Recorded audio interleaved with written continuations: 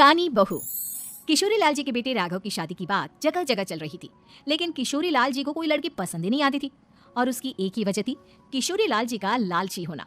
उनको लड़की वालों से मोटा दहेज चाहिए था और इसी चक्कर में एक दिन वो एक बहुत पैसे वाले के घर अपने बेटे का रिश्ता लेकर पहुंचे। उस आदमी का नाम था ओम प्रकाश। देखिए किशोरी लाल जी, मेरी एक ही बेटी है और मेरी सारी संपत्ति जायदाद सब कुछ मेरी बेटी नैना का ही है। पापा, नाम से लगता है बहुत खूबसूरत होगी। कितना अच्छा नाम है ना, नैना। ओ, वैसे बात तो सही है आपकी। अब इतना पैसा है, जमीन जायदाद है, इकलौती बेटी, आप भी क्या करेंगे? सब कुछ उसे ही देंगे ना। बिल्कुल ठीक पहचाना आपने। बस बेटी की शादी और सारी जायदाद उसके नाम। पापा, बिना देखे हाँ कर दीजिए ना। इतना अच्छा रिश्ता फिर कहाँ मिलेगा? माला माल हो जाएंगे हम। मैं अपनी बेटी को बुलाता हूँ। अरे नहीं नहीं नहीं नहीं, आपकी बेटी का नाम नैना है, सुनकर ही लगता है बहुत सुंदर होगी। रहने दीजिए अंकल, मैं तो आपकी बेटी के नाम से इतना खुश हो गया हूँ कि उसे बिना देखे शादी करने को तैयार हूँ। अब तो मैं उसका चेहरा सीधे शादी के बाद ही देखूंगा। और इस तरह राघव नैना का चेहरा नहीं देखता और उससे शादी कर लेता है। शादी के बाद अपनी सुहाग रात पर जब राघव नैना का घूंघट उठाकर देखता है तो नैना की आंखें बंद थी। कितनी खूबसूरत हो तुम नैना, जरा अपनी आंखें खोलकर मेरी तरफ देखो तो सही। नहीं, मुझे शर्म आती है। अरे, मैंने तुम्हें शादी से पहले भी नहीं देखा, और अब अगर तुम आंखें खोलकर मुझे देखोगी भी नहीं तो मुझे अच्छा कैसे लगेगा? इससे पहले कि नैना अपनी आंखें खोलकर राघव की तरफ देखती, अचानक से लाइट चली गई और राघव नैना को पूरी तरह से देख भी नहीं पाया। अगली सुबह नैना राघव के लिए नाश्ता बनाकर लेकर आई। अरे ये क्या, आधा पराठा सीखा हुआ है और आधा बिल्कुल कच्चा? ये तुमने क्या किया नैना? बहू, तुमने क्या आधा पराठा तवे से नीचे लटका कर रखा था, जो आधा सिका है और आधा कच्चा? मुझे जितना दिखेगा उतना ही तो सीखूंगी ना पापा जी। जहाँ जहाँ मुझे नजर आ रहा था वहाँ मैंने सीख लिया, जहाँ जहाँ नहीं दिखा वहाँ कच्चा रह गया होगा। इसका क्या मतलब है? ये कैसा मजाक कर रही है तुम? अरे बहू, तुमने इतना लंबा घूंघट क्यों लगाया हुआ है? देखो, हमारे घर में बहुओं को बेटी की तरह रखा जाता है, और फिर तुम तो इतना सारा माल लेकर आई हो। देखो, ये घूंघट डाल कर रखने की कोई जरूरत नहीं है। हाँ नैना, पापा जी ठीक कह रहे हैं, तुम तो आराम से रहो, अपना ही घर समझो। नैना अचानक से अपना घूंघट उठा लेती है। अरे ये क्या पापा, नैना की तो एक आंख फूटी हुई है। नाम से नैना, लेकिन ये तो कानी बहू निकली।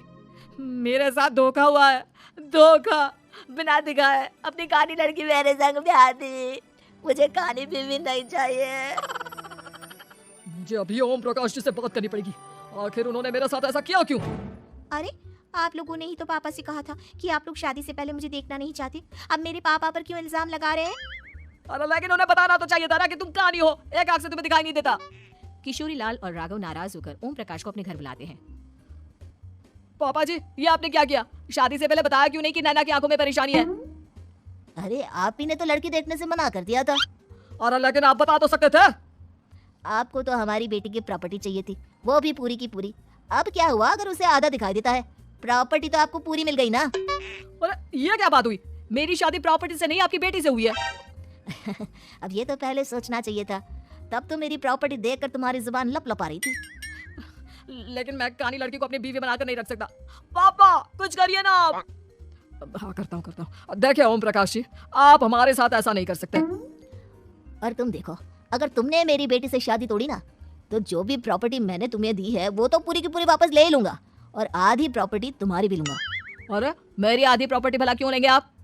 इसलिए क्योंकि मेरी बेटी को आधा नजर आता है और उसकी नजर अभी तक तुम्हारी आधी जायदाद पर ही पड़ी है। अब तुम उसे घर से निकालोगे तो कुछ तो लेकर जाएगी ना। और अगर हम आपकी बेटी को अपने घर की बहू बनाकर रखे तो? तो तुम्हारी पूरी प्रॉपर्टी तुम्हारी ही रहेगी, और जो मैंने तुम्हें दिया है ना, उसमें से बस मैं आधा लेकर जाऊंगा। अरे लेकिन अब आप अपनी दी हुई प्रॉपर्टी में से आधी वापस क्यों लेकर जाएंगे? अगर मैं आपकी बेटी को अपनी पत्नी बनाकर रखने को तैयार हूँ तो?